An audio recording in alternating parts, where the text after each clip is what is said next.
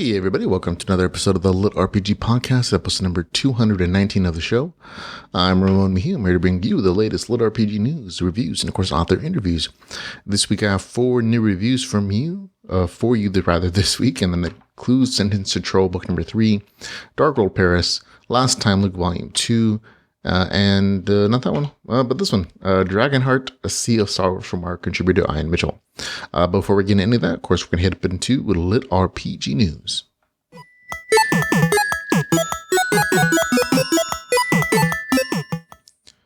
And in LitRPG news, we have a couple stories. Magic Jump Books is relaunching a series that was previously published. The first book came out this week called The Starlight Soar. It was previously published under the name Cat's Quest. So if you're reading this new story and it seems a little familiar to you, that might be the case. But as always, Magic Jump Books always does a wonderful job translating Russian LitRPG novels into English for us and selling them to you. I actually have a review for Cat's Quest, the original one. I think I was one of the few people who read it, and it was enjoyable for me. So go give this new version a try if you haven't read the series.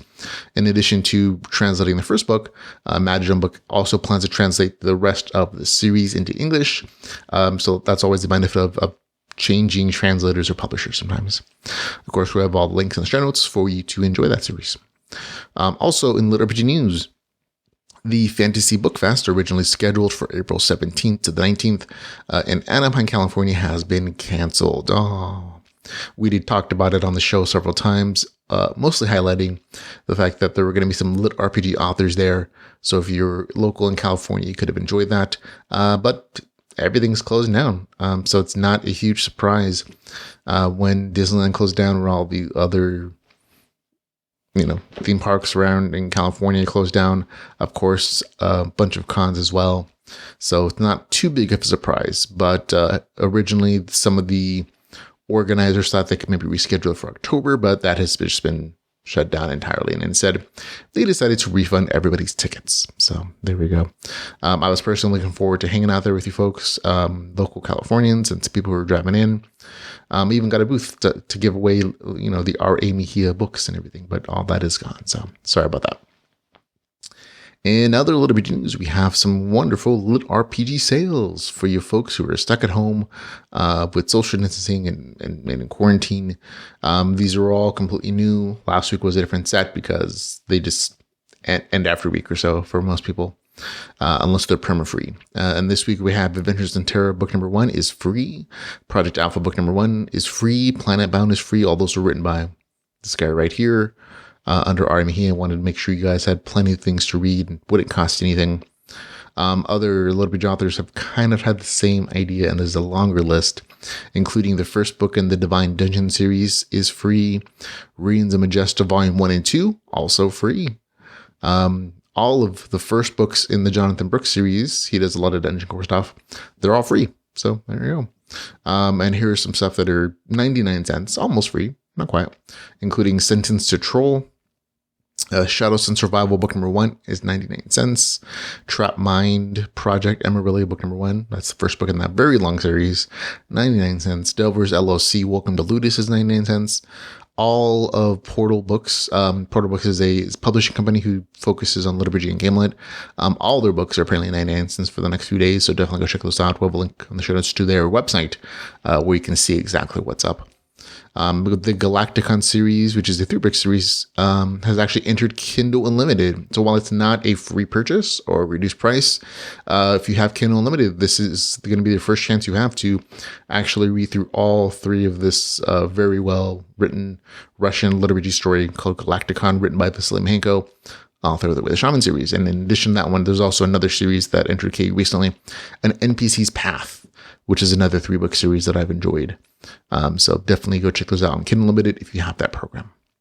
And of course, as always, you can find out more free and perma-free stuff and cheap things if you just do on Amazon a search for the term LitRPG and you change the way it's displayed from pricing at low to high. You'll see all the free and $0 and 99 cents are first. And again, those there are varied results in that particular kind of search. So just be aware of that. But that's another way of finding inexpensive things to read. Okay, on the stuff that is out now, stuff that came out recently, haven't had a chance to read it, includes The Assassin's Eye, a LitRPG short story. Also, War Chief, a Tuscan Blade story by Lavelle Jackson. We talked about this right now. It's a relaunch of that particular Cat Quest series, now under the title Rogue Merchant, book number 1. The second book in the Dark Reincarnate series is out now. Another book from Chris Ski is out called The Virtual Horizons, A Thousand's Tale, book number 1. A newly translated story from Sergei Belsky is called Stranger is Coming, Class Neutral. The second book in the Rules series from Aaron Oster is out called Pen Drakon. We also have a third book in the Touch of Power series from J-Boys called Sense. That one's out. It's doing really well. Even just having the first out, already top Amazon 300, I think, in the main US store. We also have New Era Online, Life Reset, and new called Human Resource, the fourth book in that series. Also doing really well with the fan base. So congratulations to both those books. I just found this one as well. This is a fan series favorite as well. Light Online, book number 3, Leader, is out as of today. So go check that out if you're into that series. We also have quite a few new LitRPG audiobooks for you to enjoy. Life's a Game and We're All Players. Also the first book in the Evolve series called The Scourge Wars, book number 1 is out as an audiobook. Skyrim's Online, book number 3. Axe Storm is out as an audiobook. Last week, the ebook came out. So nice time to pick up the audiobook if you enjoyed it. Nigmis Online is out as an audiobook. And Rhea, Early Game Archon's Chosen, book number 2, is out as an audiobook as well. So all kinds of fun stuff for you to enjoy if you prefer an audiobook reading of your LitRPG stuff.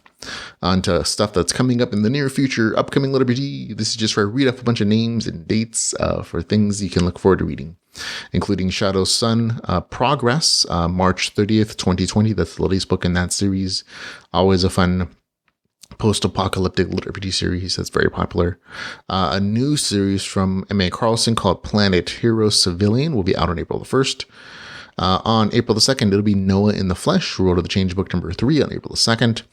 April the 2nd as well is also the 8th book in the Good Guy series. April the 3rd, it'll be Mageblood, Mephisto's Magic Online, book number 1. On April the 3rd as well, it'll be Prime Burst, book number 2, Dose of Chaos. April the 9th, it'll be the 5th book in the Dungeon World series. On April the 10th, it'll be Expedition Noob. April the 14th, it'll be Watcher's Test, a LitRPG Saga, Life in Exile, book number 1. April the 20th, the 3rd book in the After Apocalypse series, Dungeons of Perdition. A new series called Winter's Harvest from Don Chapman will be out, published by Mountain Dew Press. Will be out on April the 24th. On April the 28th, the next book in the Rogue Dungeon series will be out, the 4th book there, called Rogue Evolution. April the 29th, Discardian book number 4 will be out. April the 29th as well, 3rd book in Player Reaches the Top series. April the 30th, Legends Online book number 5. May the 1st, Arcane Online Chronicles book number 4. May the 5th, the 2nd book in the Blood Crown series. May 31st, the 4th book in the Glory Formation Emperor series. June 9th, Reality Matters book number 6 will be out. July 1st, the 9th book in the System Apocalypse series by Town Wong. July the 8th, Project Stellar book number 2. So that's it, folks. Everything up through July that I have found and listed for you folks to enjoy. On to new releases and reviews.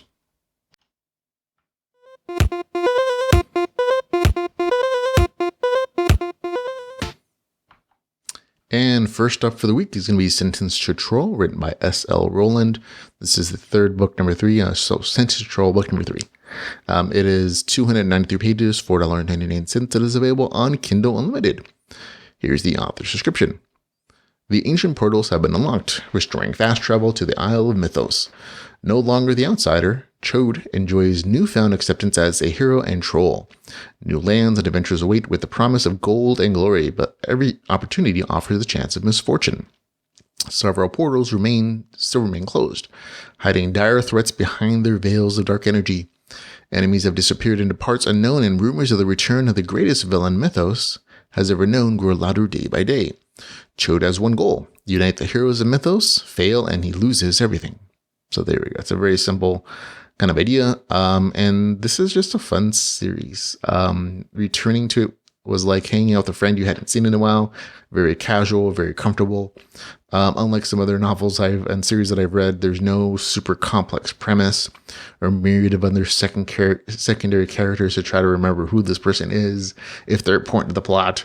You can just kind of jump into it. So you actually don't have to have read book number 1 and 2 to enjoy this kind of very casual story. It's slice of life, action adventure, good bit of sense of humor, a little bit of emotion stuff, but it's just kind of fun, and that's all you kind of need sometimes. The RPG stuff has always been pretty spot on and consistent, so there's no change there. But again, the story is really just fighting in dungeons, adding in new group members, leveling up to advance the series plot in future books.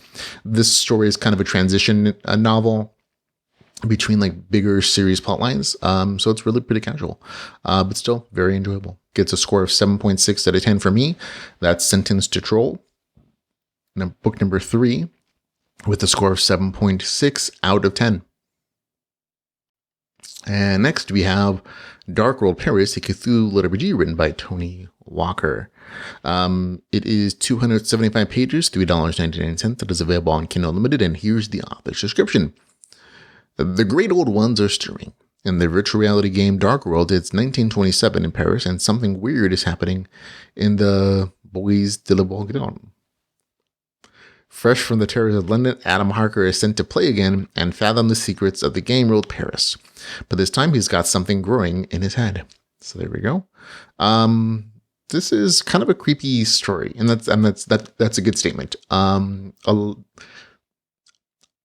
the things I already appreciate about the series and what Galen Wolfe, or as he's going by Tony Walker now, has done with this series is he's always trying to do something different, something that expands kind of the LitRPG game, like kind of story world. And in this case, he's taken on the Cthulhu old gods kind of mythos, and he's done it in a very interesting way. I really enjoyed Darkworlds London, which is kind of the short story version where I was introduced to this world.